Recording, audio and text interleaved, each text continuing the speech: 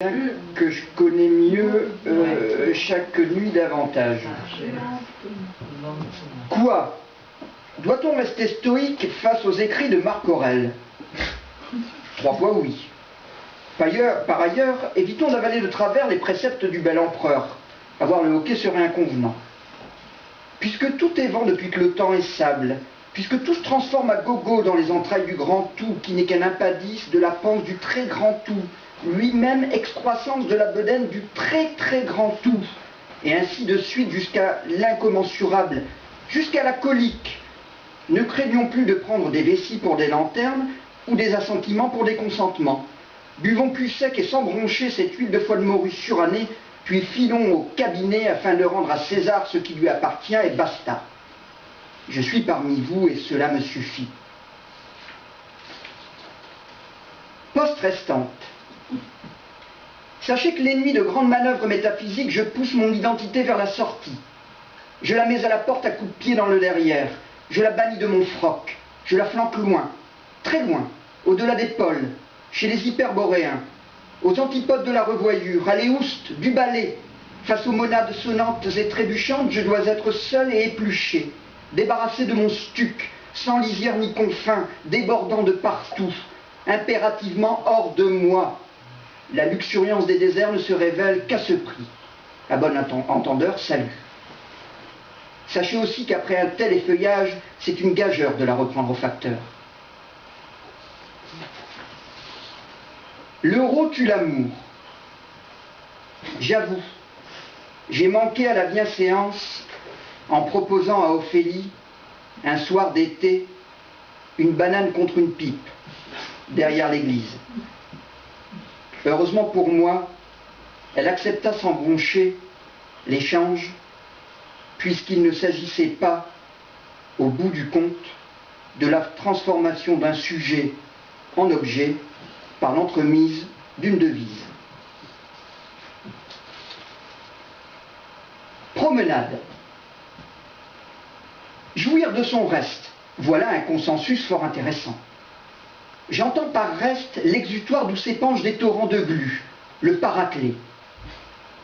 Car si le fétichiste jouit de sa chaussure, ou de la chaussure d'autrui, ce n'est pas parce qu'il est cordonnier, les cordonniers sont les plus mal chaussés, mais parce qu'il fait corps avec son pied, le pied d'autrui. Faire corps pour ne pas perdre la tête, faire fi de l'absence du corps d'autrui, puis rouler un patin au premier corps venu. Voilà un clivage rondement mené. Ah, le pied de cochon du vendredi soir, avec du sel et des petits oignons. Quel simulacre! Chinoiserie. Une zone d'influence n'est pas transportable. Les chefs d'État qui ont voyagé avec leur zone d'influence dans la musette, ô mon barycentre, ô mon nœud coulant, somme de tous mes prolongements, ont très rapidement perdu les pédales car une zone d'influence ne doit jamais être séparée de son moyeu originel. Il n'est pas donné à tout le monde de faire tache d'huile comme un pétrolier éventré. En revanche, après avoir contemplé le visage du Dalai Lama pendant 5 longues minutes au fond de mon verre de pastis, assis sous un soleil de plomb à la terrasse d'un café du Vieux-Port, j'ai vu l'homme élastique faire la cour, puis 7 fois l'amour à une peau de vache qui, sans amertume, lui pardonna tous ses écarts.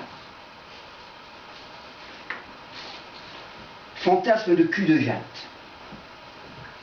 Je ne rêve pas de sortir mon sexe, ni de me masturber à la dérobade dans un gymnase rempli de jeunes filles en fleurs. Non, ce n'est pas mon style. Je ne vous donnerai pas à voir ce qui n'existe que pour moi, ce qui ne cesse de croître, malgré tout, chaque jour davantage.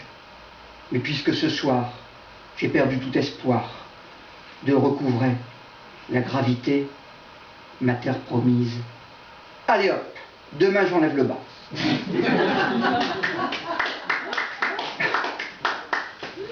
Propos révolutionnaires.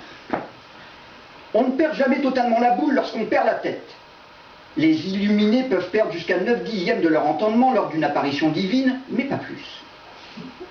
Il y a chez l'homme une prédisposition à sauver les meubles, à colporter de neurone en neurone les odeurs familières, en particulier les odeurs de paix, et à garder en mémoire les actions les plus viles de l'entourage immédiat.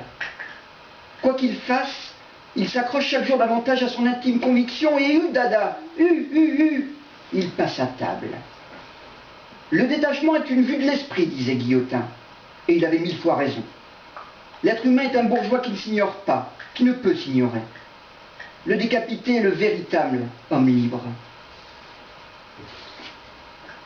Parade misanthropique. Quand je me mets à nu, quand je pisse en canon, des torrents d'allégories amphigoriques, j'exhibe surtout, pour le plus grand bonheur de mon auditoire, les cons, la ligne Maginot de mes silences interrompus.